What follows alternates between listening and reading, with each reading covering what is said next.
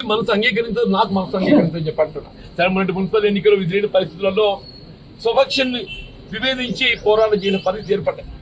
I further doesn't want such situation. మొన్న municipal ఎన్నికల్లో ఏర్పడ్డ ఒక పరిస్థితి మళ్ళీ ఏర్పడడం నేను కోరుకోవటం లేదు. మరి ఎక్కడున్నా మన విపక్షంతో మనం పోరాటం చేస్తాం, రాజకీయంగా కానీ ప్రజా జీవితంలో ఏదైనా కానీ. స్వపక్షంతో పోరాటం చేయడం అనేది ఎవరు కోరుకోము. అటువంటి పరిస్థితి ఏర్పడకూడదు చెప్పండి. అటువంటి పరిస్థితి ఏర్పడడంతో వల్ల ఈ నిర్ణయం తీసుకోవాల్సి వచ్చింది. వాళ్ళు నాకు ఇంత అండగా నిలుస్తున్న కార్యకర్తలు అంటే నేను ఇప్పుడే అనగా నేను నా సహచరులు అని చెప్పాను. నేను నా సహచరులు కుటుంబ సభ్యులు ఏదైతుందో వారికి నేను నా జీవితకాలం నేను రుణపడి ఉంటా. వాళ్ళు నా గౌరవంతో వాళ్ళ గౌరవం జోడింపబడి ఉంది.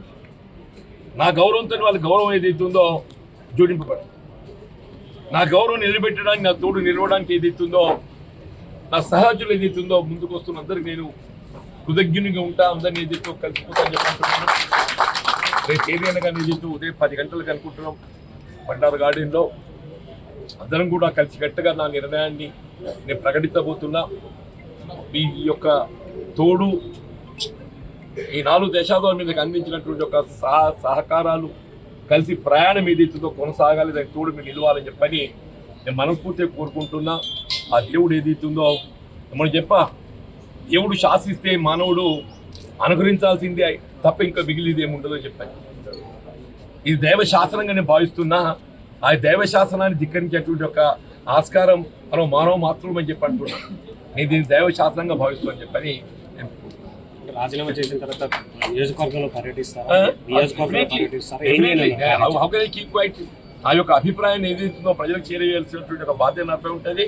నేను ప్రజా యొక్క అభిప్రాయము వారి యొక్క మద్దతు పొందే ప్రయత్నం చేయాల్సి ఉంటుంది. తప్పకుండా గౌరవం కాన్స్టిట్యున్సీ తప్పకుండా ప్రజల్లోకి పోతా, ప్రజాక్షేత్రంలోకి పోతా.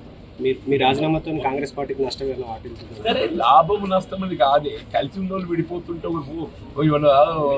ఒకరు పోతుంటే ఎవరికైనా కొంత ఇబ్బందికరంగా భావిస్తారు. నేను నష్టం లాభం అని చెప్పాను కాదు కదా. నాకు ఎవరు కూడా కోరుకోరు. ఇవాళ నాకు ఇంతమంది అభిమానులు ఉన్నదే. నేను రేపు ఏ ఒక్కరు కూడా నాకు దూరమైన గల బాధ అనిపించదా. నాకు అందరూ నాతో కలిసి ప్రయాణం చేయాలని కోరుకుంటా. నేను అందరూ నాతో కలిసి ప్రయాణం చేయాలని కోరుకుంటా. నేను కానీ ఏదో నలుగురు ప్రయాణం చేయలేకపోతారు. అది నాకు ఇబ్బందికరమే కదా.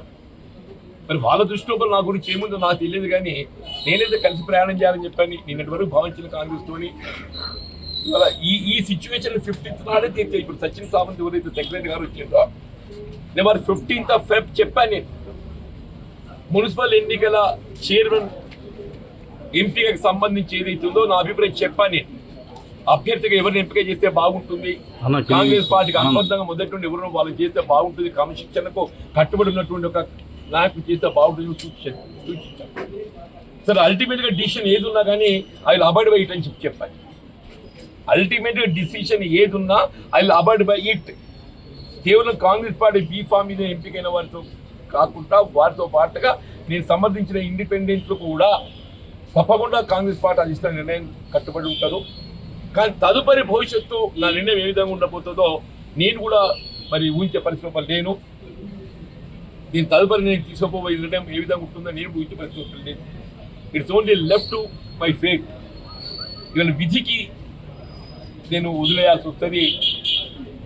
ఇలా కర్మ సిద్ధాంతం కర్మ ఎటు తీసుకెళ్తుందో నాకు తెలియదు. అంటే నా నిర్ణయం మాత్రం ఏదైతుందో నేను అప్పుడే చెప్పాను.